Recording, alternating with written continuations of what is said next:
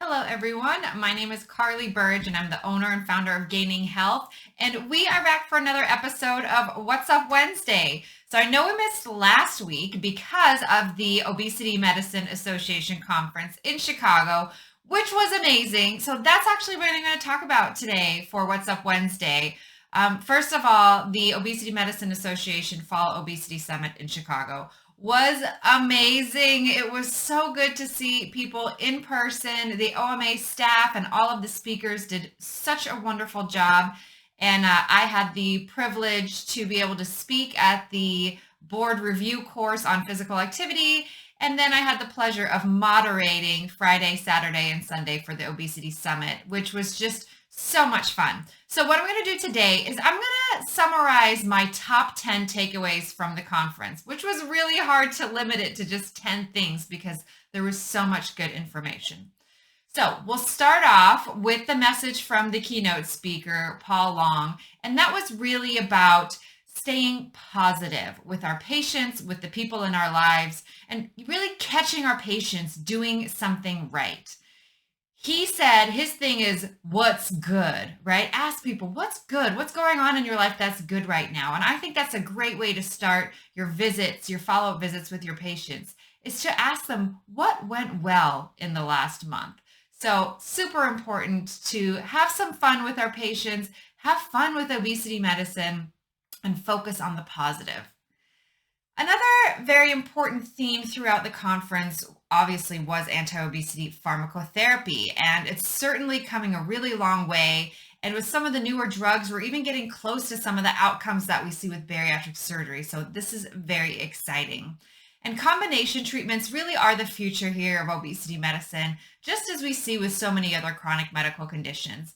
And we can do this with some of the medications that we already have available, especially when we're combining different medications that affect different parts of the brain as it relates to appetite control. Another major theme of the conference was the role of insulin resistance and hyperinsulinemia in the development of obesity, diabetes, non-alcoholic fatty liver disease, and so many of the other chronic medical conditions associated with obesity. So it's really important that I know this is not typical for a lot of providers, but start measuring a fasting insulin and use that along with the fasting glucose to calculate the HOMA IR score, and then use strategies such as low carbohydrate diets, physical activity, and even some medications such as metformin or GLP-1 agonists to help reduce insulin levels. So important that we focus on insulin levels and hyperinsulinemia. Another common theme was eating disorders, specifically binge eating disorders and loss of control eating. And this is so important that we're screening our patients for this. And if necessary, that we treat this with cognitive behavioral therapy, sometimes medications like lisdexamfetamine or Vyvanse, or even topiramate and some SSRIs, and really helping our patients with regulating their eating patterns. Also, we heard about the importance of treating obesity across the lifespan, from childhood to pregnancy to old age, and also very much the role of protein and resistance training in strength and function and the prevention of sarcopenia and the importance in satiety. And speaking of satiety, it was very clear throughout this conference that a calorie is not a calorie is not a calorie, right? That various foods and nutrients have very different effects on satiety hormones and other hormones of metabolism, such as insulin.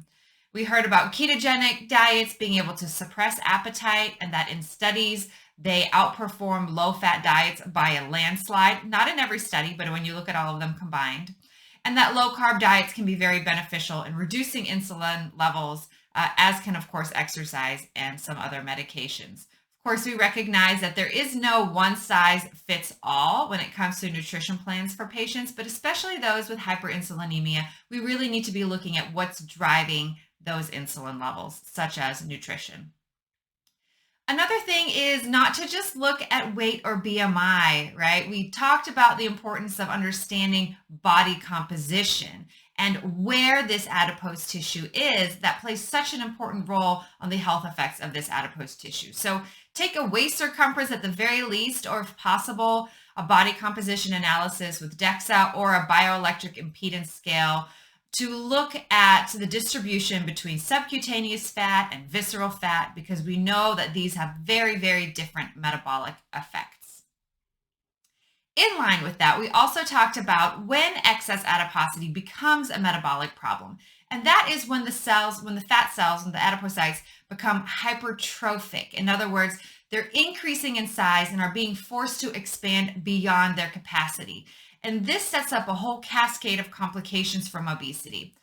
Whereas if hyperplasia is taking place, or in other words, if the number of fat cells are increasing, this may lead to weight gain and increased adiposity, but not necessarily the metabolic issues that we see with this hypertrophic obesity. So important to understand what is going on with the fat cells.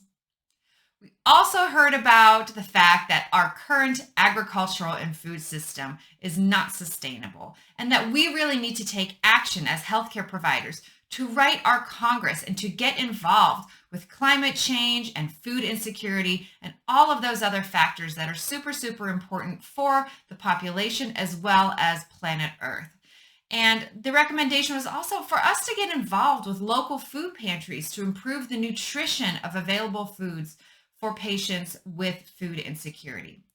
And lastly, just the overwhelming message of the importance of recognizing obesity as a disease to help overcome so much of the weight bias and stigma that is out there, and to treat our patients with empathy and compassion and science-based treatment. And that if we treat obesity first, we'll be treating all of the downstream conditions caused by or exacerbated by obesity. And I believe so much in that. If you look at the logo behind me, it's the root of the trees. We're really getting to the root of the problem. So again, the conference was so amazing, and I cannot wait until the next upcoming OMA conference in April in Atlanta, and I hope to see many of you there. If you were at this conference and there were certain other highlights that you would like to add, please add them in the comments section. And if you couldn't make it to this conference, hopefully we'll see you in Atlanta. And if you have any questions about starting your practice, starting an obesity program, and you need some resources to help you get started, make sure you check out gaininghealth.com. All right, that's it. And I'll see you all back next week for another episode of What's Up Wednesday. Take care. Bye.